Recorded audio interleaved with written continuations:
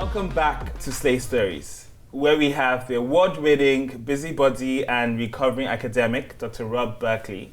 He is the founding editor of Blackout UK, an asset-based community development agency and collaborative leadership network for and by Black queer men. He was the director of the UK's leading racial justice think tank, Runnymede Trust, from 2019 to 2014. He's a writer on education, social justice, and community organizing. A 2019 Simon Industrial Fellow at the University of Manchester. He has presented and co-produced short-form documentaries and lectured across the UK and beyond, even when lecturers left their sofas to do so. Rob is a trustee of 3 charities delivering change through arts, film, and philanthropy. Dr. Berkeley was awarded an MBE in 2015 for services to equality. Typically biting the hand that feeds, he is working with other honorees to change the order's name to better reflect Britain's multicultural future over its imperial past. Still with us, we have Stephen Ugola and Dan Yomi. We also have our resident psychologist, Riza Kumaga. Welcome. Hey, really good to be here. Amazing. Thank you for being with us, Rob and Riza. And starting with you, Rob, I mean, your background is so amazing. It's always about what next. It's about what next. Yeah, no, completely. So I've been really lucky, a great educational base. I've worked with some amazing people. But what's next are the challenges of coping with this pandemic and making sure that the Black queer men have each other as support. Indeed. I mean, the pandemic, let's not forget that has changed so many parts of society and affected us Black queer individuals in ways that are amplified by our intersectionality. Completely. But look, I mean, we knew that the normal wasn't good enough. So it's not any surprise to us that actually the change that we need is fundamental and that the new normal just won't be good enough. So we want the new extraordinary. Let's aim for higher. I love that. The new extraordinary. Yeah. Speaking of extraordinary, you do have a social enterprise that you are working on. Are you able to share a little bit more about that, please? Well, look, Blackout is about Black queer men. And these entrepreneurs that I'm surrounded by really are exemplars of our community. So why shouldn't we share? Why shouldn't we learn from each other? Why shouldn't we amplify each other's work? Let's build the market and then deliver stuff to it. So that's what Blackout is seeking to do. And we're creating new spaces. So there's the thing I'm really excited about is that paying homage to the entrepreneurs of the past. Yes. Pearl Alcock ran a bar in Brixton in the 1970s. We're bringing it back. Amazing. And so there'll be a space for us to connect. And I think that's really important. That is super important. And the thing about our histories, because many a time we think we can take what's happened for granted, those stories, but as Black queer people, sometimes those histories are often forgotten or even erased. Oh, completely. So we have this real structural challenge actually, but it's a challenge about always being brand new, right? So we're always the new thing. We're Black queer men, and we're at the edge, and we're always developing and innovative, and that's all great. But actually, we're standing on the shoulders of giants. Speaking of giants and some of the legends that we're standing on the shoulder of, you've already referred to Pearl Alcock. Do you mind sharing a little bit more about the Pearls project, the Bring Back My Pearls project that you're working on? So Pearl Alcock, a migrant from Jamaica, a seamstress, a proud bisexual woman, opened a shebeen in Brixton, in the heart of the Black community, in the mid-70s. And it became a haven for Black queer life. 1981, the uprisings, Brixton changed for good and for ill, and the shebeen closed down. But it's a story which I only heard a couple of years ago, and we're still unearthing many more about this remarkable woman who, after running this hub for a community, became an outsider artist. Her work is at the Whitworth in Manchester and lauded all around the world. So the talent in our community ought to find ways of using that for everyone's benefit. So we're praising Pearl to the highest by opening this bar, opening a space where we can connect, where we can have the stars of YouTube and Instagram actually physically in the space together and create the new, right? Because actually we've always been part of these communities and we've always been here. So it's time to speak up. Indeed. And such an initiative, though impactful and necessary, how do they get funding, or how do you make it sustainable in the sense that it can continue to do what it needs to? Well, so we're starting with some funding from the Mayor of London, but there's also a crowdfunder. So actually people are putting in a £10 and a £20 just to, this is something really that the community owns. Yeah. And we'll make it sustainable, right? We'll be selling T-shirts, we'll be taking some profits from the bar itself. We'll be trying to work with our partners in such a way that this doesn't become another kind of drain on people's attention, but actually the place that they want to be. Amazing. Okay, so moving on to Riza. Riza is currently enrolled as a doctoral candidate, studying a PhD in the counseling psychology program at the University of East London.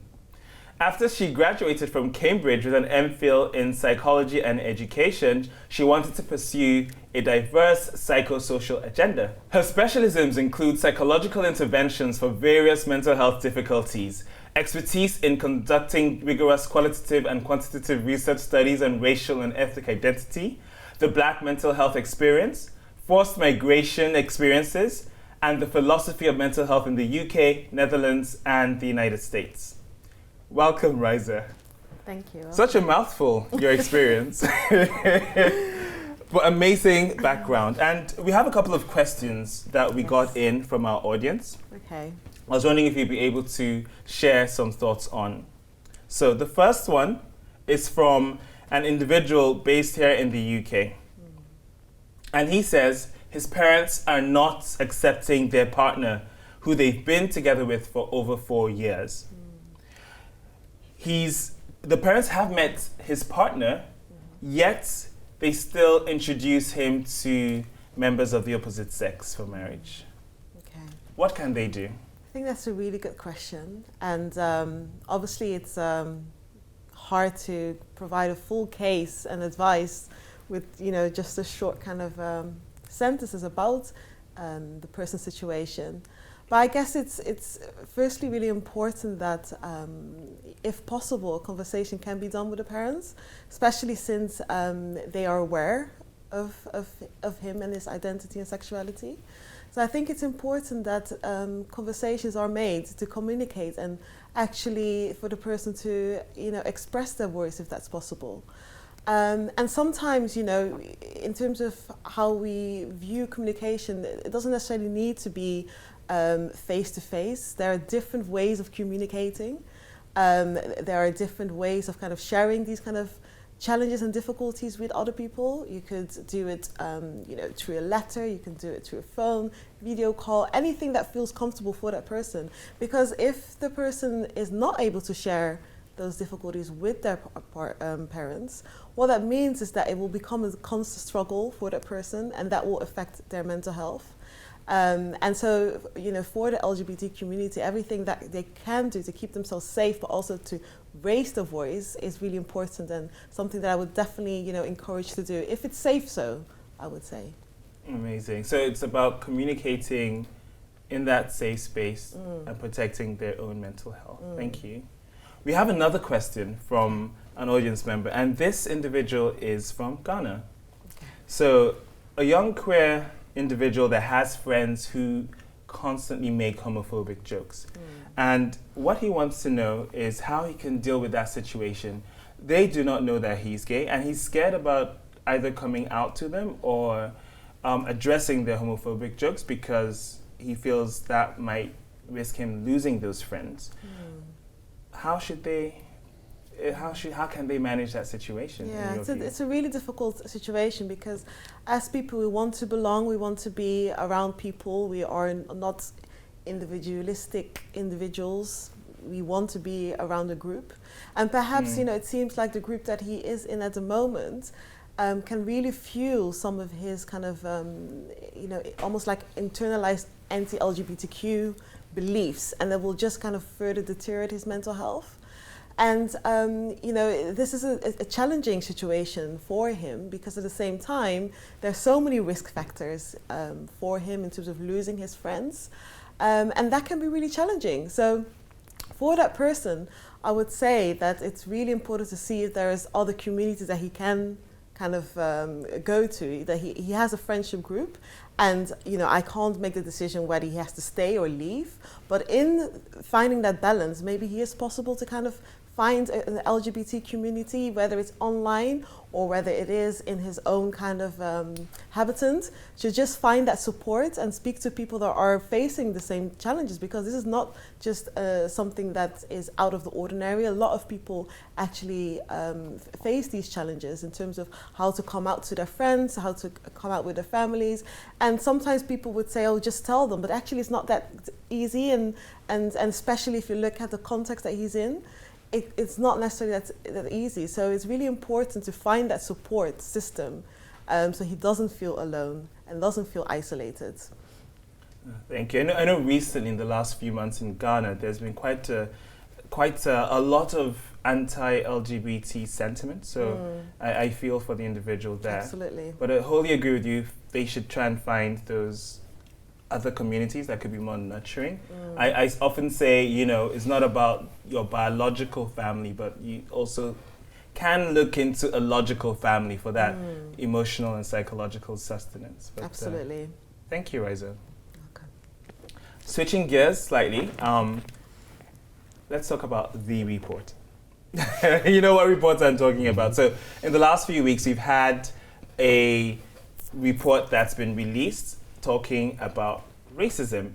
I know that, it's not official, but there's a rumor that when the race report was being written, our intersectional stories were deleted from it. But let's just throw this out there. What would you like to say about the report? And I know Rob, as a former trustee of the Commission for Racial Equality and the BBC, you probably have a view on this. I definitely have a view. But I think the important message that I'd like to give about that report is the response to it has been amazing. And I've seen people who haven't been able to sit in a room together for years come together and recognise this as a problematic report, a report which has an agenda which is not in favour of black people living their best lives. And we've got work to do. So while politicians and others might want to have their little debates and discussions, don't let it throw you off track. We've got work to do, it's very clear, and the master's tools were never going to transform the master's house. So we need to build our own. No, yeah, agree with Rob. I think just a big reminder of how much work still needs to be done and where we're at as a country. Obviously, the report doesn't reflect the realities of black experiences. And I don't think we can discuss racial equality without intersectionality. So to think they'd want to delete that, ridiculous. Unconfirmed, but I heard. To the T. I heard, through the grapevine. And I'm afraid that's all we have time for in this show. Thank you so much to our audience for staying with us, and to my amazing guests, Stephen, Dan, Rob, and Riza. See you next week on Stay Stories.